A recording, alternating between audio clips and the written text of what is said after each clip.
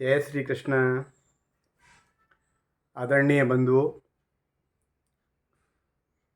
हमारी गृहस्थ धर्म के ऊपर जो श्रृंखला चल रही है, आप सबका एक बार पुनः स्वागत है। हमारे धर्मशास्त्रों में गृहस्थ धर्म के लिए कुछ नियम बताए हैं, कुछ निषेध कर्म हैं और कुछ करने योग्य कर्म हैं। हमारे जितने धर्माचार्य हैं, जितने श्रेष्ठ जन हैं, जितने आचार्य हैं, उन सभी का यह दायित्व बनता है कि वो अपने अनुयायियों को, जो उनका अनुसरण करने वाले हैं, उन सभी को गृहस्थ धर्म के नियमों की अवश्य जानकारी दें और विशेषकर जो निषेध कर्म हैं उनके बारे में जरूर बताएं। यदि हमारे गृहस्थ धर्म में आश्रित भाइयों ने उन सभी कर्तव्यों का उचित ढंग से पालन कर लिया तो मित्रों, ये भगवत प्राप्ति इसी जन्म में संभव है। आश्चर्य हुआ ना? यथार्थ है। हमने एक पुस्तक पढ़ी है, भगवत प्राप्ति इसी जन्म में, श्री हरि नाम प्रेस वृंदावन से प्रकाशित है। आप सबको मिले तो अवश्य पढ़िएगा। हमारे जितने धर्मशास्त्र हैं उनमें विस्तार से गृहस्थ धर्म की व्याख्या की गई है और उनके जो कर्तव्य हैं उनको विस्तार से लिखा गया है। जितने करने योग्य कर्म हैं गृहस्थियों के लिए, मीमांसा के ऊपर जो आधारित कर्तव्य थे, उन सब के ऊपर हम कल प्रकाश डाल चुके हैं। आज हम निषेध कर्म की ऊपर कुछ व्याख्या करेंगे। जो निषेध कर्म हैं उनके ऊपर प्रकाश डालने का प्रयास करेंगे। साथियों, हमारे समाज में, हमारे परिवार में, हमारे घर में यदि कोई धर्मात्मा निवास कर रहे हैं, कोई धर्म का आश्रय लिए हुए अपना जीवन यापन कर रहे हैं, तो ये हमारे लिए बड़े परम सौभाग्य की बात है। जहां धर्मात्मा निवास करते हैं वहां वैभव, यश, कीर्ति, श्री उनके चरणों की वंदना करते रहते हैं। तो यदि कोई भी ऐसा धर्मात्मा हमारे घर में, हमारे परिवार में, हमारे समाज में यदि रह रहा हो और आपको ये ज्ञात हो, तो आप भूल कर भी कभी उनकी अवज्ञा नहीं करना, उनका अपमान नहीं करना, उनका निरादर नहीं करना। क्योंकि भगवान अपने प्रति किए हुए अपराध को तो क्षमा कर सकते हैं, परंतु जो भगवान का आश्रय लिए हुए हैं, जो भगवान के अनुगत हैं, उनके प्रति किया हुआ अपराध क्षमा योग्य नहीं है, वह अक्षम्य है। इसलिए मेरा आप सभी से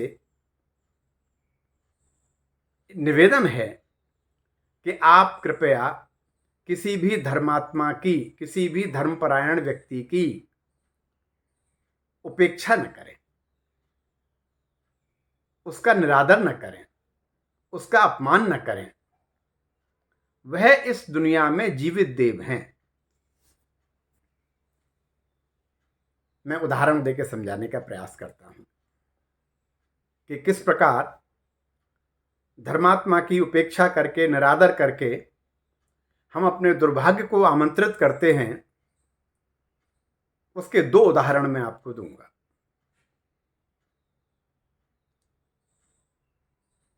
भगवान श्री रामचंद्र जी ने जब बानर भालुओं के साथ समुद्र के तट पर पहुंच गए तो रावण को उनके अनुचरों ने सूचना दी कि रामचंद्र जी अपनी सेना सहित समुद्र के तट पर आ गए हैं और जितने भी भालू बानर कपीस जितने हैं वो इस लंका को ग्रसित करना चाहते हैं। हाथ मींचते रहते हैं परंतु भगवान आज्ञा नहीं दे रहे आक्रमण करने की। जब ये जानकारी रावण को दी तो रावण के दरबार में उपस्थित धर्मात्मा विभीषण जी ने रावण को समझाने का प्रयास किया। हे तात, भगवान श्री रामचंद्र जी महाराज एक साधारण मनुष्य नहीं है, वह अखिल लोक के नायक हैं। आपने उनकी प्रिया जी का अपहरण करके जघन्य अपराध किया है। अब प्रायश्चित स्वरूप यदि आप माता जानकी को आगे करके और अपने हाथ बांध के भगवान की शरण में जाते हैं तो करुणा सिंधु भगवान श्री रामचंद्र जी आपके अपराधों को क्षमा करके आपको शरणागति प्रदान करेंगे। अब ये रावण के हित में कही गई बात थी, परंतु पाप कर्म के कारण रावण का विवेक नष्ट हो चुका था। साथियों, यदि हम कोई पाप कर्म करते हैं तो सबसे पहले हमारी बुद्धि भ्रष्ट होती है, हमारा विवेक नष्ट होता है, हमारे अंदर भय व्याप्त हो जाता है। आपने रामायण में देखा होगा कि जिस समय महाबली रावण माता सीता का हरण करने के लिए आया था, उस समय वह भयभीत होकर इधर उधर देख रहा था कि कोई देख तो नहीं रहा। इतना उसके अंदर भय व्याप्त था। जितने भी हमारे पाप कर्म हैं वो हमारे बल को छीण कर देते हैं, हमारे अंदर भय व्याप्त हो जाता है। जिसने भी पाप का आश्रय लिया उसने अपने दुर्भाग्य को बुला लिया, यह निश्चित है। विभीषण जी ने रावण के हित की बात कही थी, परंतु दुर्बुद्धि रावण ने महात्मा का अपमान किया। न सिर्फ उनकी अवज्ञा की अपितु लात प्रहार करके लंका से चले जाने को कहा।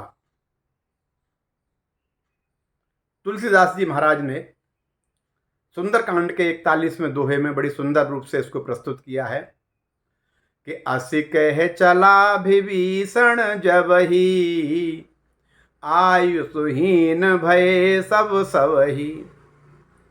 जैसे ही महात्मा विभीषण जी ने उस राज्यसभा का त्याग किया, उसी क्षण उन सब की आयु समाप्त हो गई अथवा उनकी मृत्यु निश्चित हो गई। एक महात्मा का अपमान करके रावण ने अपने दुर्भाग्य को बुला लिया। दूसरा उदाहरण महाभारत काल का, जब दुर्बुद्धि दुर्योधन ने भरी सभा में विदुर जी का अपमान किया और पुत्र मोह में ग्रसित धृतराष्ट्र ने उनको छोड़कर चले जाने को कहा, तभी धृतराष्ट्र ने अपने कौरव वंश का नाश सुनिश्चित कर लिया। महर्षि वेदव्यास जी ने, पिता में भीष्म ने धृतराष्ट्र को बहुत समझाया, अरे दुष्ट, तू क्यों अपने कुल का नाश करने पर तुला हुआ है। लेकिन पुत्र मोह में बंधे हुए धृतराष्ट्र को उस समय कुछ समझ नहीं आया। जब महर्षि वेदव्यास जी ने कड़े शब्दों में उसकी निंदा की, तब विवश होकर महात्मा विदुर को पुनः राज्यसभा में बुलाया गया, परंतु उनका अपमान तो किया। भगवान अपने भक्त का अपमान सहन नहीं करते। इसलिए साथियों, बंधुओं, हम भरसक प्रयास करें कि हमारे द्वारा कभी किसी का अपमान न हो, किसी का निरादर न हो, और भूल कर भी किसी धर्मात्मा का निरादर तो कभी न करें। धर्मात्मा का निरादर करने का अभिप्राय है कि हम अपने दुर्भाग्य को आमंत्रित कर रहे हैं। शेष निषेध कर्मों के बारे में आगे व्याख्या करेंगे। जय श्री कृष्ण। जय श्री